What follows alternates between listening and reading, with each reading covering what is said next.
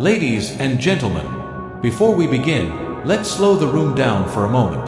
Not physically, but mentally, because we live in a time where almost everything competes for attention.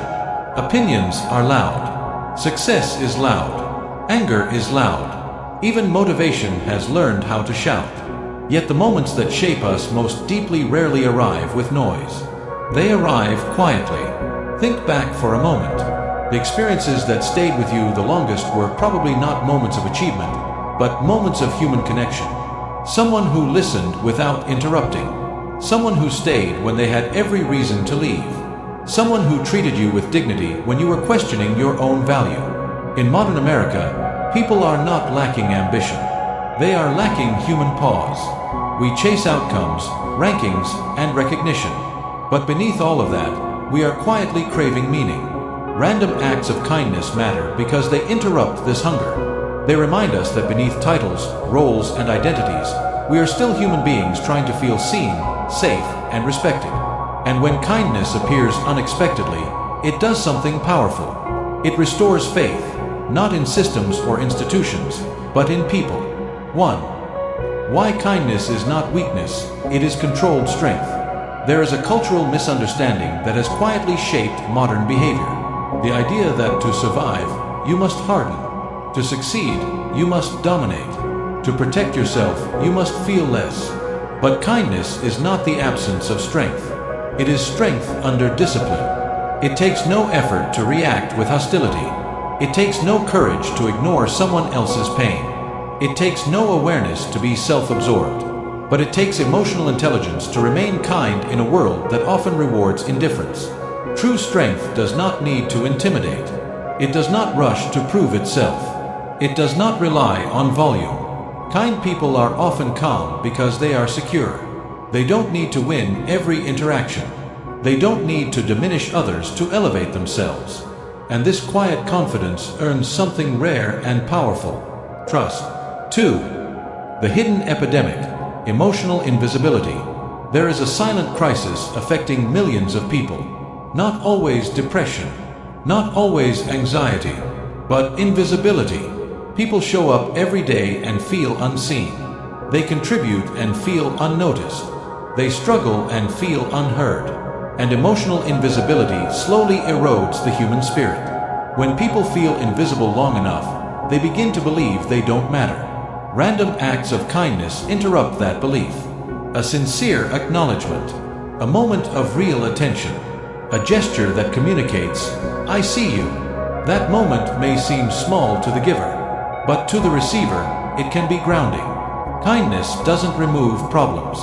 It removes isolation, and that difference can keep someone going. 3. How small moments become permanent turning points. We often misunderstand how change actually happens. We imagine dramatic breakthroughs. We imagine life transforming overnight. We imagine motivation arriving like lightning. But real change often begins quietly, through permission. Permission to believe again. Permission to try again. Permission to remain human. A student doesn't quit because someone believes in them. An employee doesn't give up because someone respects them. A lonely person doesn't disappear because someone checks in. These moments are not strategies. They are gestures. But gestures compound. And over time, they become turning points. Kindness works because it doesn't force transformation. It creates space for it. 4. Why random kindness feels more powerful than organized help. There is a reason random kindness feels different. Planned kindness can feel conditional. Expected kindness can feel transactional. But random kindness carries a unique message. I chose this freely. No obligation. No recognition. No agenda. That choice restores faith. Faith that goodness still exists without conditions. Faith that not everything is a transaction. Faith that humanity hasn't disappeared. Random kindness feels powerful because it is unclaimed. And unclaimed goodness feels authentic.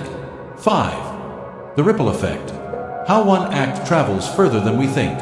Kindness never ends where it begins. It moves. A person treated with dignity becomes less guarded. Less guarded people become more patient. More patient people create safer spaces for others. That safety changes behavior. Changed behavior shapes culture. And culture determines how societies function. One act of kindness may not feel significant in the moment, but it alters emotional memory. And emotional memory influences future choices. People remember how you made them feel long after they forget what you said. A single humane moment can soften someone who has been hardened by life. It can reduce anger that would have been passed forward. It can interrupt a cycle of hostility before it spreads. Kindness creates emotional contrast in a harsh environment, and contrast leaves an impression. That impression becomes influence. Influence becomes behavior. Behavior becomes pattern. No algorithm tracks this. No metric measures it. But history confirms it.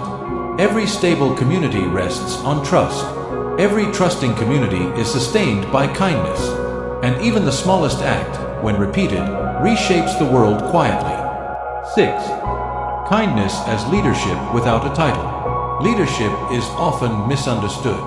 We assume leadership requires authority, rank, or recognition. But real leadership begins long before anyone hands you a title. Leadership is not about control. It is about influence. Kindness is one of the most underestimated forms of influence. When you consistently treat people with respect, you set emotional standards. When you listen without interrupting, people feel safe around you. When you remain calm under pressure, others stabilize in your presence. You may not realize it, but people begin to mirror your behavior. They adjust their tone. They soften their defenses. Kindness creates trust, and trust creates followership. That is leadership, without permission, without authority, without noise. 7. Why America needs quiet influence more than loud motivation. We are living in an age of constant stimulation. Everyone is speaking. Everyone is reacting. Everyone is trying to be heard. But volume does not equal wisdom. Loud motivation excites people temporarily. Quiet influence changes them permanently. America does not lack ambition. It lacks emotional grounding. Quiet influence does not shame people into action. It doesn't rush transformation. It allows reflection to do its work. Kindness operates on the same principle. It invites growth instead of demanding it. It respects timing instead of forcing outcomes. In a loud culture, calm presence becomes magnetic. And what is magnetic eventually leads. 8. Practicing kindness without losing yourself. Kindness must be understood correctly.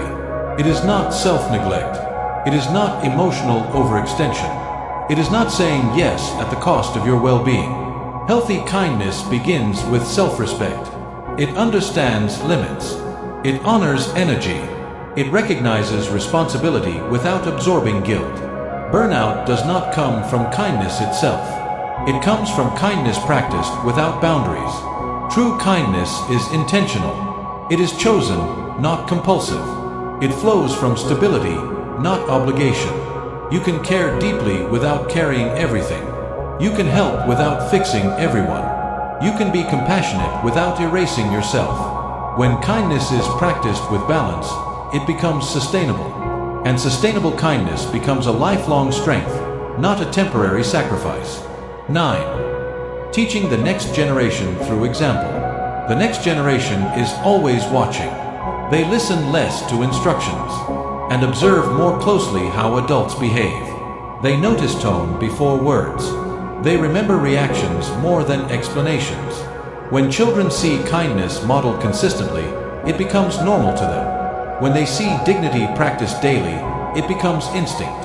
They learn that strength does not require cruelty, that confidence does not require arrogance, that disagreement does not require disrespect. Kindness taught through example becomes internalized values. Those values shape how future leaders act, how future parents raise children, how future citizens treat difference. This is how societies evolve, quietly, steadily, intentionally. 10. The America that emerges when kindness leads. Imagine an America shaped by emotional maturity, where people pause before reacting, where disagreement does not turn into dehumanization, where strength includes restraint. Kindness would not eliminate conflict, but it would change how conflict is handled. It would lower hostility. It would increase understanding. It would restore trust in everyday interactions. Communities would feel safer. Workplaces would feel healthier. Public spaces would feel more human. This version of America is not unrealistic. It begins wherever one person chooses dignity over ego. And when that choice becomes consistent, culture follows. Dear, as we're at the end of this message, let's return to something simple. Kindness is not dramatic. It is deliberate. It doesn't require perfection. It requires awareness. You don't need to change the world today. You only need to notice one moment, one interaction, one human being. Because for someone else, that moment may arrive exactly when they needed it. And before you go, if this message grounded you, if it reminded you of who you want to be, and if you believe this kind of conversation still matters, take a moment to subscribe to this channel. Not for numbers, not for noise, but for ideas that strengthen character and restore humanity. Thank you for watching. Thank you for listening. And thank you for being part of this amazing and meaningful journey.